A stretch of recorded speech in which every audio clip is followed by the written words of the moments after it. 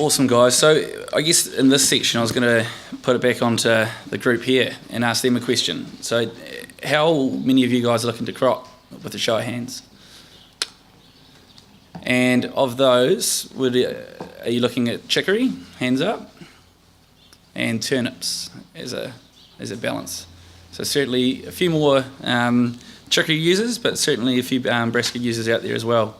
So I guess this section, in regards to time, we'll sort of push through fairly quickly, but certainly there might be enough time at the end for a couple of quick questions.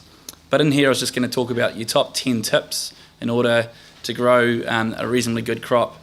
And I guess the best thing to start with is really what Emma and Charlotte both touched on, and that's starting in autumn, selecting your pastures. But the first thing is actually understanding how much you want to feed, because there's no point putting in 10 hectares of turnips if we don't actually understand what the requirement from our animals are going to be. So that's the first thing to understand, is how many kilos per cow per day do we want to feed. And just for an example, if we want to target 4 kilos per cow, in a chicory situation, based on that table on page 32, we're going to need around 4.5 hectares on average per 100 cows. So a reasonably large area to feed at that rate. And then in comparison with the turnip crop, average yield of 11 tonnes fed over 60 days, maybe during that January-February period, you're going to need around 2.5 hectares per 100 cows at 90% utilised feed. So you can see quite a reduced number of hectares, and that's just the nature of the two crops. With Barcamp, we're growing a big bulk of feed used over a shorter period of time. Chicory, we're utilising over 90 to 100 days between spray out, planting, and going back into new grass.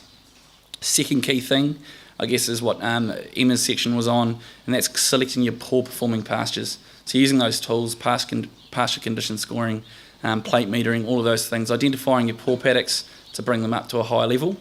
And in conjunction with that, from Charlotte's section, you're actually going to lower the cost of pasture foregone in that situation, and therefore lowering the overall cost of the crop.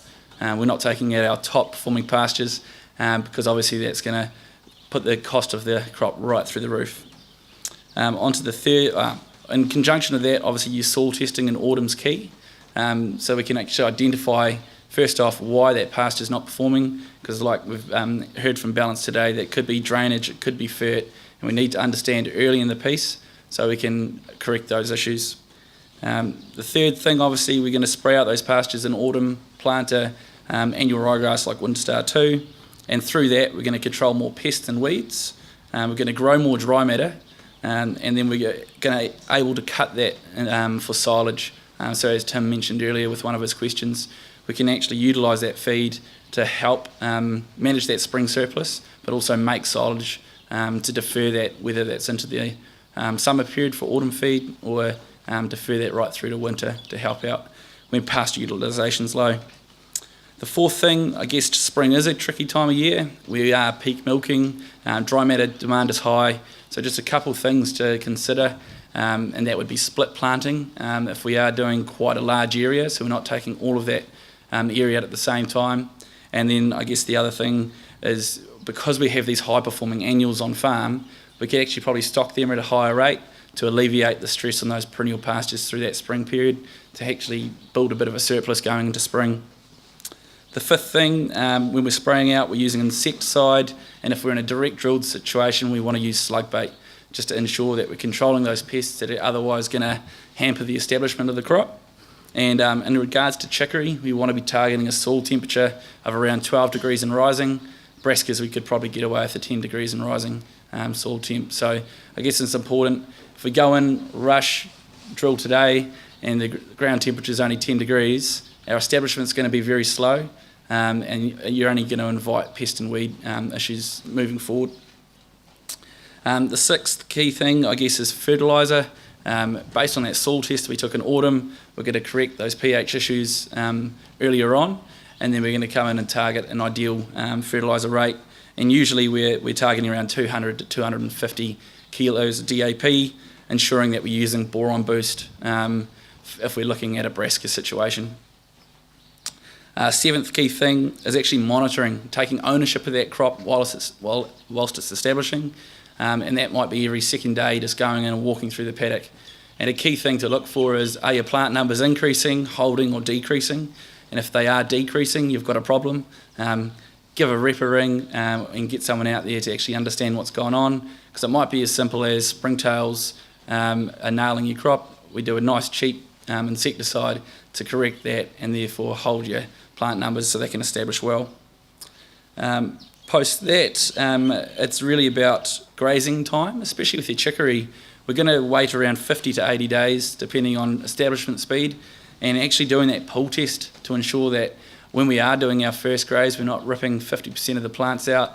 And a key thing that farmers have been doing themselves is actually going out and topping ahead of the cows for their first graze to ensure that we're not pulling out too many plants moving forward. 9, weed and insect spray follow-up. So that 4 to 6 week period, it's just ensuring that we don't have too many weeds coming through, and that may be summer grasses, broadleaf weeds. We need to ensure that we're targeting those and getting them dealt with, because you can really severely reduce your yield moving forward if the weeds are left unchecked. And then finally, for the 10th key thing, what is actually in your turnip situation, is that understanding how much you've actually grown. It's nice to say on average we grow 10, 11 tonnes, but unless we go out there and yield the crop and understand what's there in front of you, you won't be able to allocate that feed accordingly.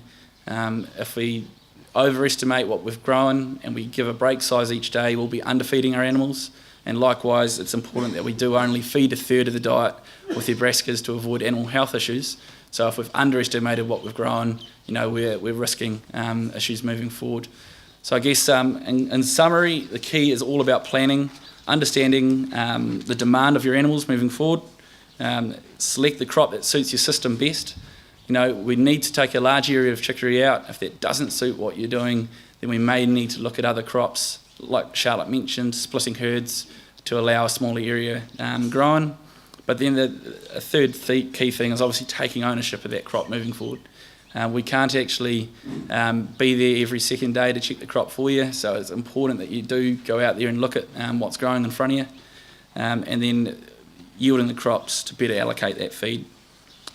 It pretty much costs the same to grow an average crop than it does to a good crop, so yeah, do the best we can, don't cut corners, tick all those 10 boxes, and we should grow some fairly good high quality feed for our milking animals.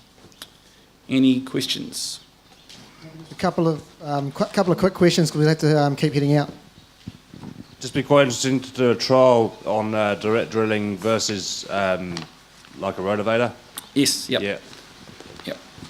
Yeah, and we've looked at that extensively in our space, and on average, I'll comfortably say in a cultivated situation, it's probably easier to grow a good crop, but there's not to mention in a direct drilled situation, if you do everything right, tick all those boxes, do your slug bait, get your drilling depth right, there's no reason why you still can't grow a good crop in that situation. So there's just a couple more boxes to tick in a direct drilled situation. But if we can get them done right, we can still grow a very good crop. I think there's an environmental aspect that's got to be taken into account there as well. Like, we're right on the banks of the Waikato River, and we've decided to go direct drill for that reason as well. We wanted to reduce any loss of sediment, so that's another factor that's a pretty important one there. One more question. Yep. Just a comment. We've found that the cross-slot drill will seem to give you a superior crop. Mm-hmm. And I've been growing turnips for a long time, and we've gone to chicory, and we find with the droughts that are hitting us each year now, yes, the chicory is far superior. Yep. And definitely with the cross-slot, being able to put the fert right next to the seed in the ground, it's an ideal system. Yeah, it's well worth the extra cost. Yeah. Awesome. Thank you very much. Cheers.